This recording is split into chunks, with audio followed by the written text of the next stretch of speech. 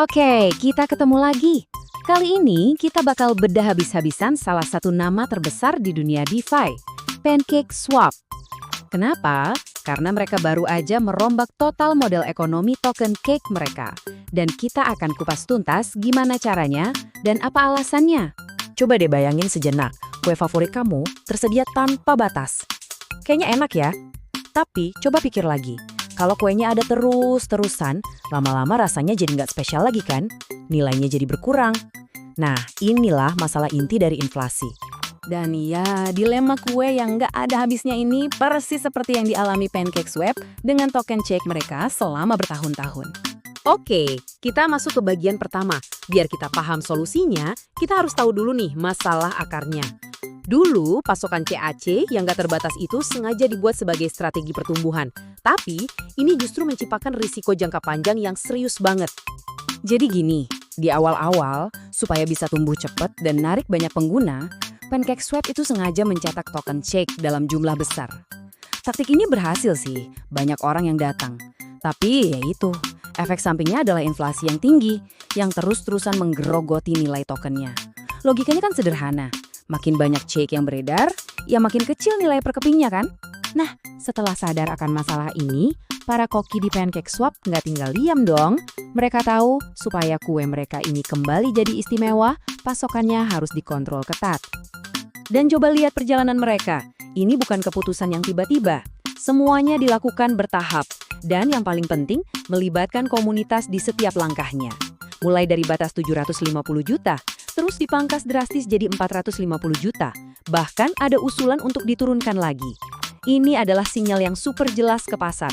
Kami serius mau bikin Cake jadi aset yang langka. Angka ini krusial banget. Ini adalah prediksi penurunan bersih total pasokan Cake sebesar 8,19% hanya di tahun 2025. Artinya apa? Mereka bukan cuma berhenti bikin token baru loh, tapi jumlah total Cake yang beredar itu benar-benar akan berkurang. Nah, inilah yang kita sebut deflasi. Dan motivasi mereka jelas banget tertulis di dokumentasi resminya. Mereka bilang, tujuan kami membangun ekosistem terdesentralisasi yang memprioritaskan fleksibilitas dan keberlanjutan. Kata kuncinya di sini tuh keberlanjutan. Mereka banting setir dari strategi pertumbuhan kilat ke strategi jangka panjang yang lebih sehat. Oke, jadi gimana persisnya cara mereka menghilangkan token dari peredaran secara aktif? Nah, proses ini namanya burn atau pembakaran. Dan ini adalah jantung dari mesin deflasi mereka. Gampangnya gini, token burn itu ibarat kita masukin token ke sebuah dompet digital yang kuncinya udah dibuang ke laut. Nggak ada satu orang pun yang bisa akses lagi.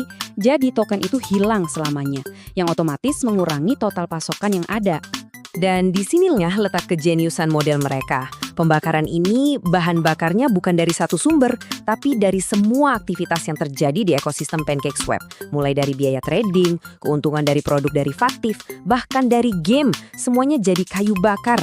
Artinya semakin ramai platformnya, semakin banyak Cake yang dibakar. Ini kayak mesin yang menghidupi dirinya sendiri. Coba kita lihat lebih dalam lagi. Tabel ini nunjukin gimana setiap transaksi di platform itu jadi bagian dari mesin pembakaran. Contoh, untuk transaksi dengan biaya 0,25%, sebanyak 23% dari biaya itu langsung dipakai buat beli CAC di pasar dan dihancurkan. Jadi, setiap kali ada orang yang swap token, mereka secara nggak langsung ikut bantu mengurangi pasokan Cake. Keren kan? Model deflasi ini memang hebat, tapi ada satu syarat mutlak. Harus ada aktivitas yang menghasilkan pendapatan untuk dibakar. Disinilah pertumbuhan jadi kunci. PancakeSwap sadar mereka nggak bisa cuma jago kandang di BNB Chain. Mereka harus memperluas kerajaan mereka. Angka ini, 2,45 miliar, adalah total value locked atau TVL. Gampangnya, anggap aja ini jumlah total uang yang dipercayakan pengguna buat dititipin di dalam brangasnya PancakeSwap. Ini nunjukin seberapa besar kepercayaan pasar ke mereka, dan jelas mereka ini pemain raksasa. Seperti yang kita lihat, mereka memang rajanya di BNB Chain, dominan banget. Tapi coba perhatikan deh potongan-potongan kecil lainnya itu. Base, Ethereum, Solana, ini bukan cuma buat gaya-gayaan. Ini adalah ekspansi strategis. Kenapa ini penting buat tokenomics? Soalnya, setiap transaksi di jaringan-jaringan baru ini juga bakal menghasilkan biaya yang sebagiannya dipakai buat bakar CAC. Jadi ekspansi ini bukan cuma soal pertumbuhan, tapi juga buat memperkuat mesin deflasi mereka. Oke, kita udah lihat masalahnya, kita udah bedah solusinya. Tapi, apa artinya semua ini buat masa depan Cake? Apakah strategi ini aja udah cukup? Nah, disinilah perdebatan intinya. Di satu sisi, ada kubu banteng yang optimis. Mereka ngeliat mekanisme pembakaran yang udah terbukti jalan, brand yang super kuat, dan ekspansi cerdas sebagai resep sukses. Tapi, di sisi lain, kubu beruang yang pesimis juga punya argumen yang nggak kalah kuat. Mereka bilang, pemegang token itu nggak dapat bagian langsung dari pendapatan, modelnya terlalu bergantung sama volume trading yang naik turun, dan jangan lupa, persaingan di dunia DeFi itu brutal banget. Ini semua menyisakan satu pertanyaan besar buat kita. Apakah dengan membuat CKA menjadi langka, itu sudah cukup untuk menjamin nilainya di masa depan? Atau, apakah keberhasilan jangka panjangnya akan selalu bergantung pada kemampuannya untuk terus berinovasi dan jadi yang terdepan di antara para pesaingnya? Pada akhirnya, di dunia kripto yang kejam ini, hanya waktu yang bisa menjawabnya.